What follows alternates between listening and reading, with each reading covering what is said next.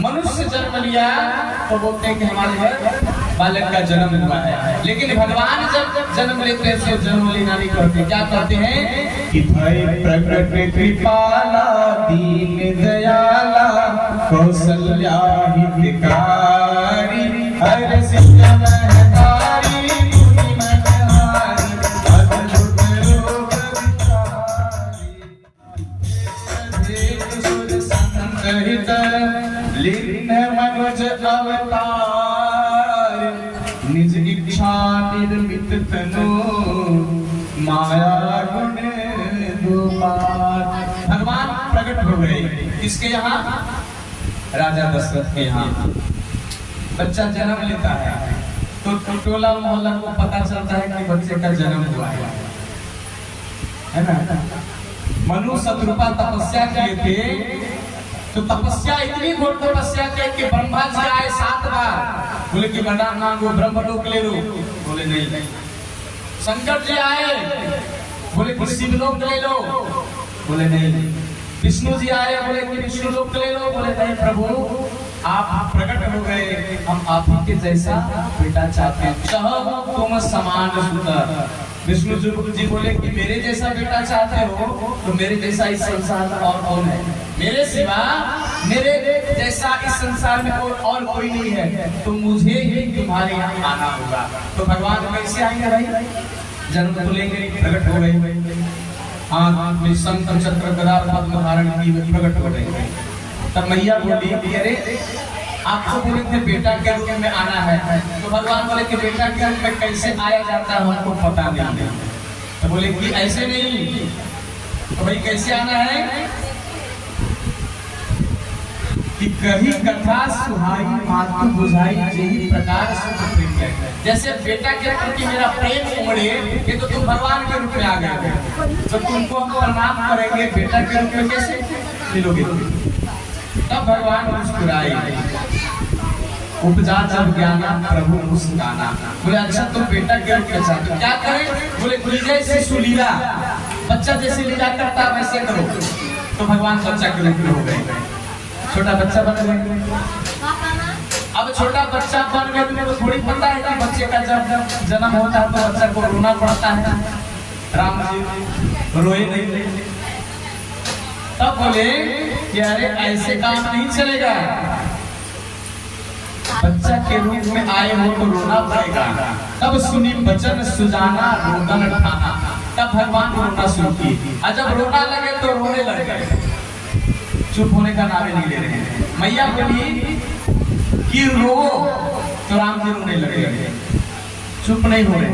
तुलसीदास जी लिखते हैं कि सुनी वचन सुजाना और रोदन ठाना, ठान लिए, रो रहे से रो ही रहे। तब मैया बोली कि कितना रो रहा है? तब फिर विद्वान समझे कि अच्छा रोने के बाद चुप भी होना पड़ता है। अरे चुप हो जा रहा है, चुप हो जा। उनको चुप जब किया गया तब फिर चुप हुई। और जब इस प्रसंग को जो कोई गाता है, सुनता है, करता है, वो फिर कभी भवकूप में यानी भव रूपी जो कुआं है उसमें डूबता नहीं है, उसकी सदा जय जयकार होती है। विप्र धेनु सुर संत हिता, विप्र ब्राह्मणों के लिए, गौ के लिए, देवताओं के लिए और संतों के लिए, ये विचारों के हित के लिए, उपकार के लिए भगवान अवतार लेते हैं। निज इच्छा के अपने मन के अनुसार से इच्छा जो होती है उनकी ऐसा अवतार धारण करते हैं। दशरथ जी के यहाँ राम जी का जन्म हुआ। दशरथ जी सोच रहे हैं कि गुरु जी बोले थे कि धर्म वीर होंगे सिद्ध चार बेटा होंगे, अभी तो एक गो आया है और भाई कहाँ है वो? तब तक दासी आई, बोली महाराज की जय हो, महाराज की जय हो। क्या हुआ? बोला एक और लाला का आगमन हो गया। अब राजा ने अपने गले का हाथ काट के दे दिया।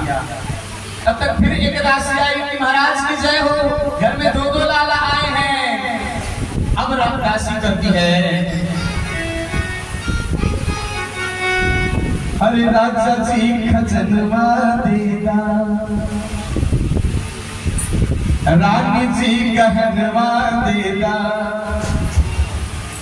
और पाखी नाम मदीरा से हीरा रतनवा देगा राजा जी गहनवा देगा राजा जी गहनवा देगा राजा जी गहनवा देगा राजा जी गहनवा देगा राजा जी गहनवा देगा पाखी नाम मदीरा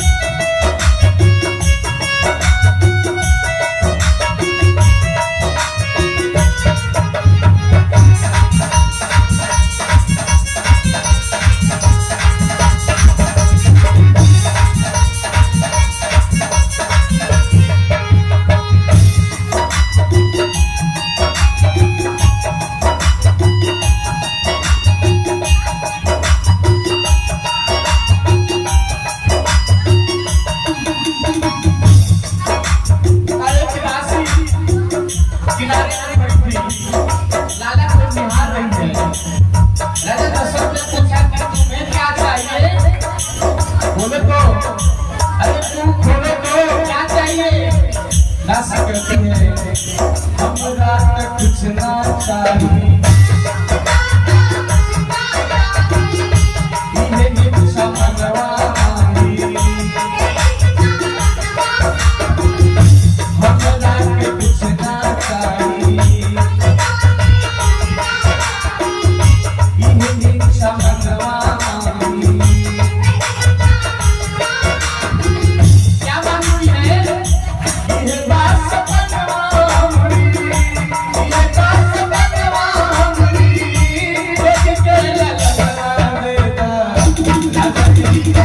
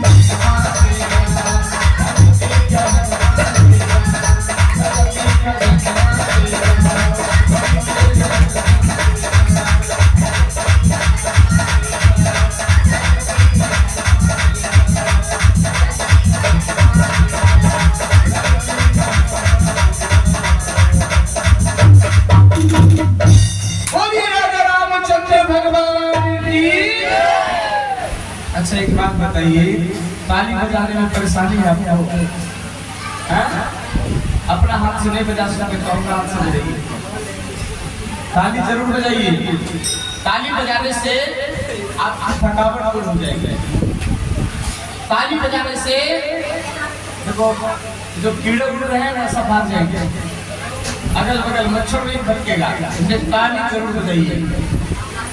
बोलिए राजा रामचंद्र भगवान की, बोलिए राघवेंद्र सरकार की। और लाला का जन्म भया जो सुख धाम राम असनामा, अखिल लोक दायक विश्राम। राम जी का, लखन लाल का, भरत शत्रुघ्न चारों भैया का जन्म भया भैया। अब जो है धीरे धीरे राजा दशरथ के आंगन में बड़े बड़े लगे खेलने लगे, और अयोध्या में सभी देवी देवता रूप बदल बदल करके आए और राम जी का दर्शन पाए, और कई दिनों तक, कई महीनों तक, वर्षों तक राम जी का दर्शन पाए। मास दिवस का दिवस था, मरम न जाने कोई, और रथ समेत रवि था क्यों, निशा गमन विधि होए। किसी को पता ही नहीं चला, एक महीना का पूरा एक दिन हुआ। मास दिवस का दिवस था, एक महीने का एक दिन हुआ। पूरे एक महीना का एक दिन कैसे हुआ हो? एक महीना का एक दिन कैसे हुआ? तो राम जी के जन्म को देखने के लिए भगवान सूर्य जो है अपने सातों घोड़ों के साथ, सूर्य भगवान का कितना घोड़ा है? सातों घोड़ा सूर्य देव,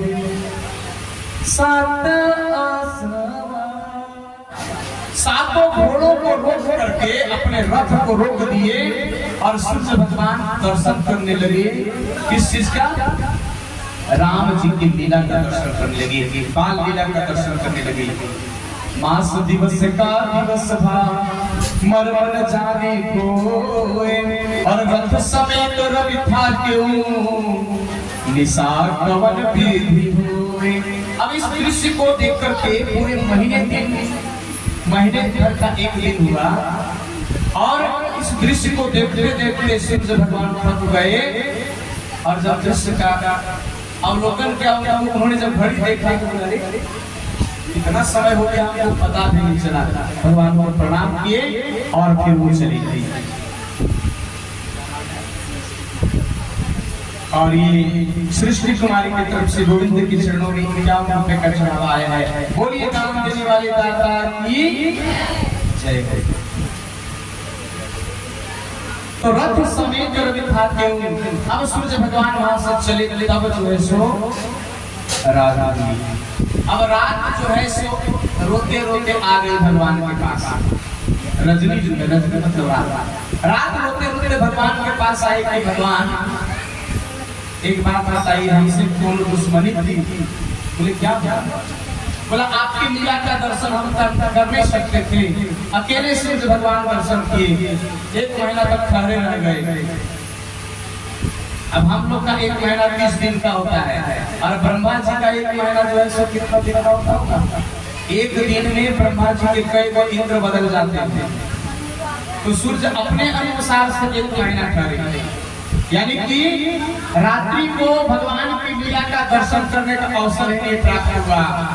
और साथ में चलो जब रात नहीं होगी तो चांद उगेगा क्या?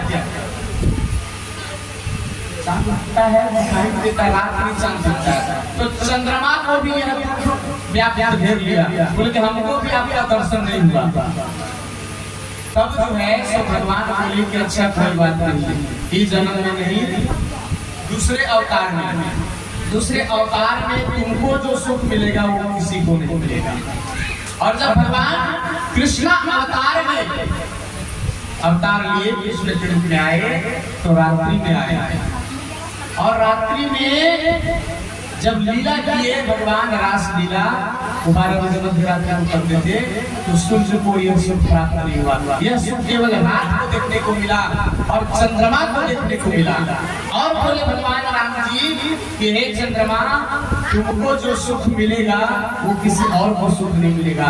हम तुम्हारे नाम को अपने नाम के बगल में लगा लेंगे। तब राम जी चंद्रमा को बगल में रख लेंगे और उनका नाम हो गया रामचंद्र। बोले एक ही अवतार का नहीं, 2 अवतार में तुम्हारे नाम को अपने नाम के बगल में रखेंगे। कृष्ण चंद्र और रामचंद्र दोनों ने चंद्रमा को अपनी गोद में ले लिए। बोले रामचंद्र भगवान की, बोलिए कृष्ण चंद्र भगवान की। दोनों अवतार में चंद्रमा को भगवान ने अपने बगल में धारण किया। इस प्रकार से भगवान कई लीलाएं किए और धीरे धीरे बड़े हो गए। तो विश्वामित्र मुनि आए, उन्हें जहां वो रहते थे जिस जंगल में, वहां असुर बहुत परेशान करते थे। पूजा पाठ हवन इत्यादि में उनके हवन कुंड में हड्डियां डाल देते थे। तो विश्वामित्र को पता चला, वो ज्ञानी थे, आए राजा दशरथ के यहाँ। बोले कि राजा आप अपने दोनों पुत्रों को हमें दे दीजिए। पहले तो बहुत आनाकानी किए, बोले कि नहीं हम अपने बेटों को कैसे दे दें। लेकिन गुरु वशिष्ठ जब समझाए कि इनका अवतार इसी कारण से हुआ है, पृथ्वी के भार को कम करने के लिए इनका अवतार हुआ है, उनको जाने दीजिए। तो बड़ी रो करके और बोले कि हे विश्वामित्र, मैं अपना पुत्र तुम्हें तुम्हारे पुत्र के जैसा, यानी यह मेरा पुत्र नहीं तुम्हारा पुत्र है, अब अपने बेटे के जैसा इसे ले जाना। राम और लक्ष्मण को विदा किए हैं, विश्वामित्र अपने साथ ले गए और उस तपस्थली में, जंगल में जितने भी असुर थे उन असुरों का संहार किया। खुद धनुष बाण लेकर के और दोनों भाई यज्ञ की रक्षा करने लगे और कहे कि हे महामुनि, आप निश्चित होकर के यज्ञ करिए। और यज्ञ निश्चित होकर के विश्वामित्र की, इस प्रकार से विश्वामित्र के यज्ञ की रक्षा भगवान ने जंगल में जाकर के किया। जनक के यहाँ यज्ञ हो रहा था। कौन सा यज्ञ? धनुष यज्ञ। परशुराम भगवान शंकर का धनुष को जनक के यहाँ दे दिए और सीता मैया रोज उसको उठाती थी बाएं हाथ से और कोना में रख करके अपने घर की झाड़ू वाड़ू करती थी। जनक जी देखे कि मेरी बेटी भारी धनुष को, इतने कठोर धनुष को बाएं हाथ से उठा करके किनारे कर देती है, तो इसका दुल्हन भी वैसा ही चाहिए। तो उन्होंने उसी समय संकल्प किया कि जो भी इस धनुष को उठाएगा और इसमें डोरी चढ़ा देगा, उसी के साथ मैं अपनी पुत्री का विवाह करा दूंगा।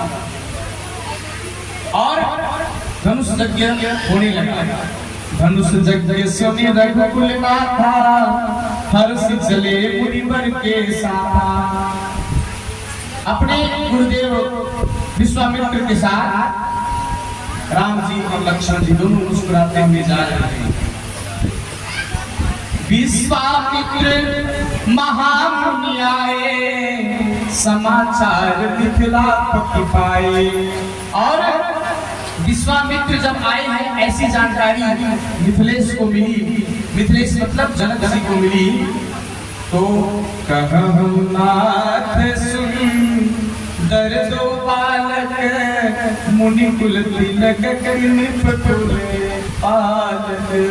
और सामने आए, दंडवत किया, प्रणाम किया, बोला गुरुवर ये सुंदर दो बालक उनके हैं, ये मुनि कुल के बालक हैं कि कोई राजा के कुल के पालक नहीं। तब कहते हैं कि रघुकुल मणि दशरथ के जाए, मम हित लागी नरेश पठाए। ये दशरथ के पुत्र हैं, मेरे कार्य सिद्ध के लिए, मेरे यज्ञ की रक्षा के लिए इनको दशरथ से भिजवाए हैं। अब जो है खूब बढ़िया से दरस बरस हुआ, अभिनंदन बंदन हुआ और उन्हें एक सुंदर सा महल देकर के, जो सीता का महल था, उनको मिला। अब लखन जी को लालसा हुई कि भैया थोड़ा देखना चाहिए जाकर के कि जनकपुर कैसा है। तब राम जी समझे कि लखन के मन में कुछ बात चल रही है, ये जनकपुरी देखना चाहते हैं। तो राम जी अपने विश्वामित्र गुरुदेव से कहते हैं कि हे गुरुदेव, लक्ष्मण को नगर देखने की इच्छा हो रही है, लेकिन ये तो अकेले नहीं जा सकते हैं, इसलिए आप कहें तो इनको जाकर के हम नगर दिखा देंगे। अब बताइए राम जी कितना बार जनकपुरी गए थे? पहली बार गए थे, और बोल ऐसे रहे कि लगता है पूरा जनकपुरी घूमे हुए। पहला बार अभी हमारा पैट मास्टर आया हुआ है, और आज बोला कि जब छुट्टी आया था, बोला कि बाबा हमको नदी तरफ घूमने का मन है, जाए घूमने के लिए। बोले पहला बार आया है और कहीं उधर उधर गया, इतना ढलान है आपका नदी, तो फिर खोजते फिरेंगे, फिर पैट कौन बजाएगा है ना? बोले नहीं, साथ में चलेंगे। तो राम जी बोले कि हम लक्ष्मण के साथ जाना चाहते हैं, इसको दिखा करके आते हैं। विश्वामित्र मुस्कुराए, बोले कि इसको खुद पता नहीं है, जनकपुरी दिखाएगा, लेकिन समझ गए कि लगता है इसको भी दिखने का मन है। कहते कि जाओ रावण आयसु मैं पाऊं, नगर दिखाई ले आओ। तब गए और देखन नगर भूप सुख आए, समाचार पुरवासी पाए। जब नगर वासियों को पता चला कि राम जी लक्ष्मण जी दोनों नगर देखने के लिए आए हैं, तो सब अपने झरोखे यानी खिड़की खोल करके देख रहे हैं। और संख्या ऊपर से कह रही है क्या कि देखो ना ऋषि जी कितने सुंदर दो बालक घूम रहे हैं। और एक सखी कह रही है धीरे धीरे। लक्ष्मण जी कहे कि भैया ऊपर से क्या क्या बोल रहे हो लोग? बोले देखो ना सावरकर जो है, सावले जो राम सावरकर कितना मुस्कुरा, कितना बढ़िया चल रहा है। लक्ष्मण जी धीरे से तिरछा होकर के देखते रहे, माथा नीचे रखो। किसी के गांव में जाए, किसी के नगर में जाए तो नजर नीचे होनी चाहिए। बोले कि भैया वो लोग कुछ बोल नहीं है। बोले देखो ना कितना धीरे धीरे चल रहा है, लगता है किसी के साथ सीता का विवाह होगा। अगर इसके साथ सीता का विवाह हो गया तब तो हमारी सीता का धन्यवाद। युगति भवन में झरोख नहीं लागी, निरख राम रूप अनुरागी। एक सखी कहती है, क्या रे सखी तुम तो ठीक कहती हो कि ये इसके साथ आज सीता का विवाह हो जाएगा तो बहुत अच्छा रहेगा, लेकिन ये धनुष कैसे तोड़ पाएंगे? वहाँ तो राजा जनक पर प्रतिज्ञा किए हैं कि जो धनुष तोड़ेगा, ये तो कोमल से बालक है, धनुष कैसे तोड़ पाएंगे, उठा भी नहीं पाएंगे। तो एक सखी कहती है, ये दो दस रथ के ढोटा, बाल मरालन के कुल जोटा। ये दोनों हंस का जोड़ा जैसे होता है ना, वैसे दिख रहे हैं, ये दोनों दशरथ के बेटा का। और मुनि कौशिक मख के रखवारे विश्वामित्र जी के यज्ञ की रक्षा करने के लिए आए हैं, और जिन्हें निशान चल रहे थे, तुमको पता नहीं है, जिन्होंने जंगल में सारे असुरों को मार दिया, इन्होंने ये कोमल दोनों बालक नहीं, इसलिए इन्हें कम मत समझो। अब जो है इस तरह से नगर भ्रमण करके दोनों भाई अब उनको चलना चाहिए, विलंब हो रहा है, गुरु जी गुस्सा होंगे। तो कौतुक देख चले गुर पाही, जानी विलंब त्रास नमाही। और उठे लखन निशिगत सुनी, और सिखा निकान, और गुरुते पहले ही जगतपति, जागे राम सुजान। अब दोनों भाई नगर भ्रमण करके आए, और जब आ गए हैं तो राम जी शाम को चरण दबा रहे हैं, किसका? विश्वामित्र जी का चरण दबा रहे हैं। राम जी चरण दबाए विश्वामित्र जी का, गुरु जी सो गए। अब लक्ष्मण जी चरण दबा रहे हैं, किसका? राम जी का। राम जी सो गए, लक्ष्मण जी कभी नहीं सोए, लक्ष्मण जी कभी सोए नहीं। तो भैया एक बात बताइए कि रात को जो देर से सोएगा वो देर से उठेगा। अभी यहाँ से हम लोग 2 बजे 3 बजे जाए तो कितने बजे नींद खुल जाएगा? 4 बजे? 4 बजे नींद खुलेगी? कम से कम 7-8 घंटा तक सोएंगे, है ना? पक्का। और देर से सोने के बाद और देर से खुलती है।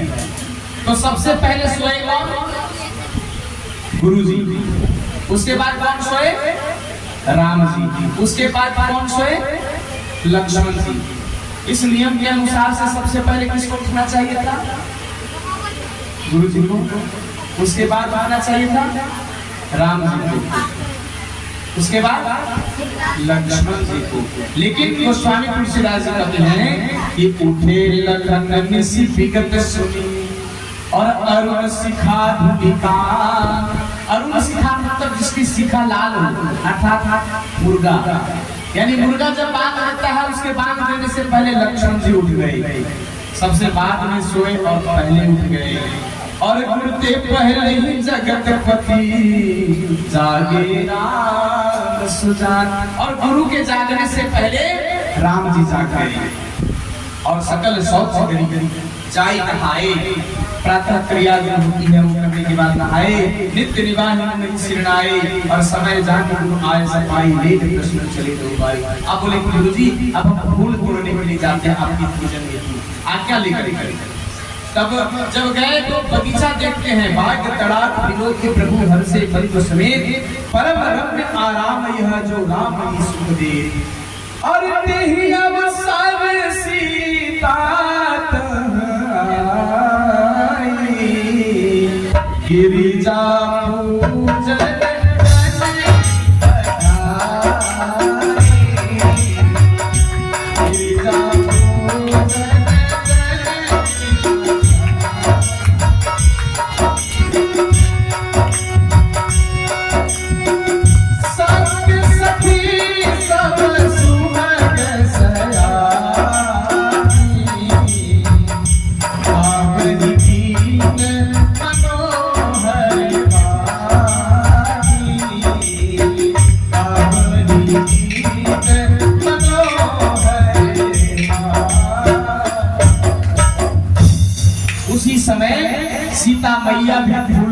के लिए अपने बगीचे में आती है। अब जब दोनों इधर से राम जी और उधर से सीता जी, दोनों की नजरें कितनी हो गई? नजरें कितनी हुई? 4 हो गई। तो दोनों की आंखें 4 हो गई, एक दूसरे को एक टक देखते रह गए। हर फूल लोढ़े ऐली जब, फूल लोढ़े ऐली जब, सिया सुख मरिया हो, नजरिया से नजरिया लड़न, बीच फूल मरिया हो, नजरिया से नजरिया लड़न, बीच फूल मरिया हो, नजरिया से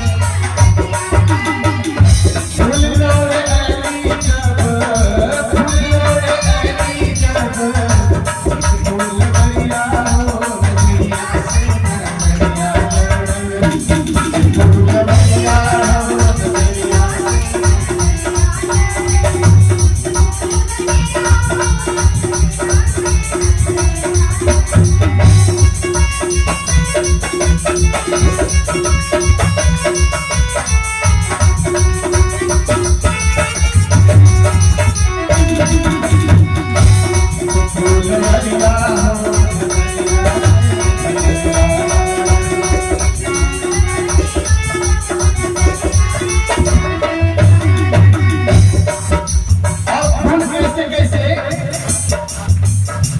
गेंदा गुलाब जूही चंपा चमेली,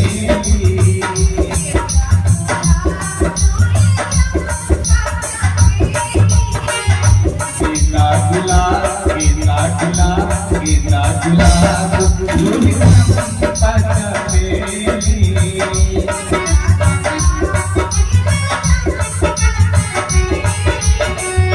घूरत घूरत जाता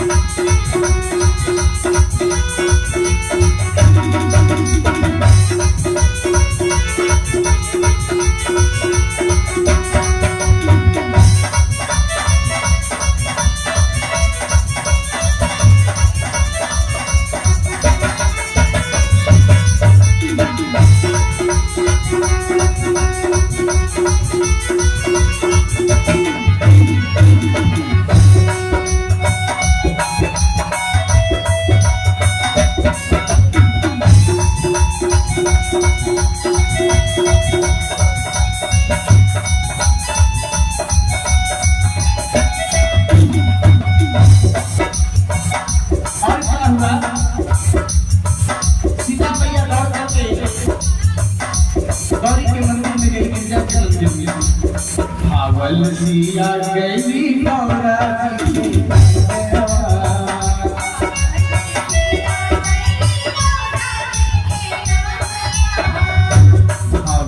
सिया गई गौरा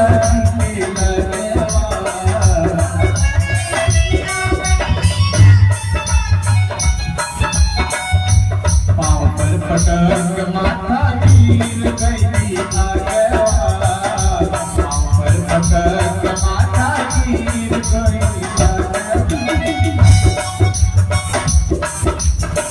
रघुबर के पति रूप में रघुबर के पति अगले जग दुलरिया हो दुलरिया से दुलरिया दुलरिया हो दुलरिया से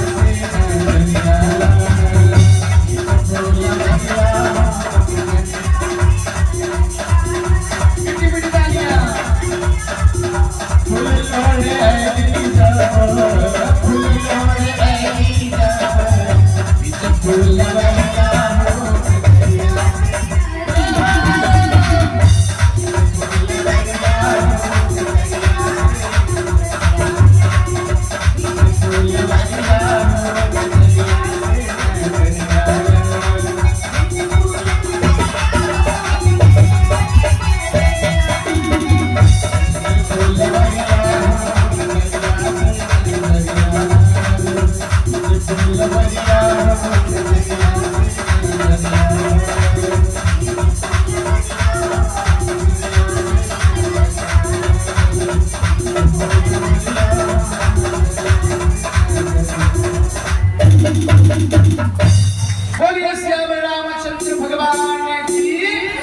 दौड़ करके गई गिरजा के मंदिर में और माथा झुकाई तो गिरजा माता की मूर्ति से एक फूल सीता जी के हथेली पर कर गया।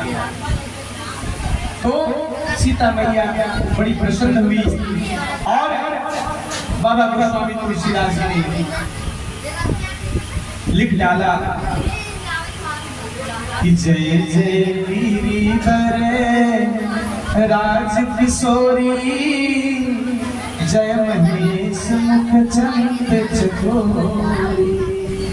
अब गिरजा मंदिर में गई मैया गौरी ने फूल से आशीर्वाद दिया और मनोकामना पूरी हुई। यह जो स्तुति पाठ आप सबने किया जय जय गिरिवर राज किशोरी, इसके पाठ से पूरे दुर्गा सप्तशती पाठ करने का फल प्राप्त होता है। बाबा गोस्वामी तुलसीदास ने लिखा कि जय जय गिरिवर राज किशोरी जय महेश मुख चंद चकोरी जय महेश मुख चंद चकोरी जय गजबोधने खिलाने माता जगत जननी दामनी दुर्गा।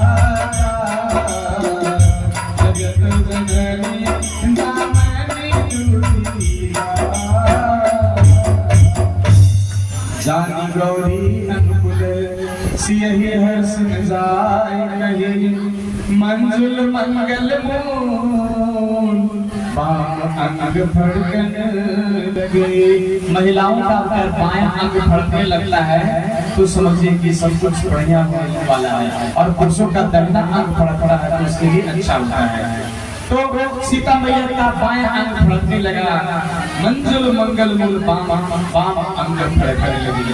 उस वाटिका प्रसंग है, उसको वही छोड़ते हैं। अब हम आगे चलते हैं रणभूमि में, जहाँ सजाया गया है, धनुष रखा गया है।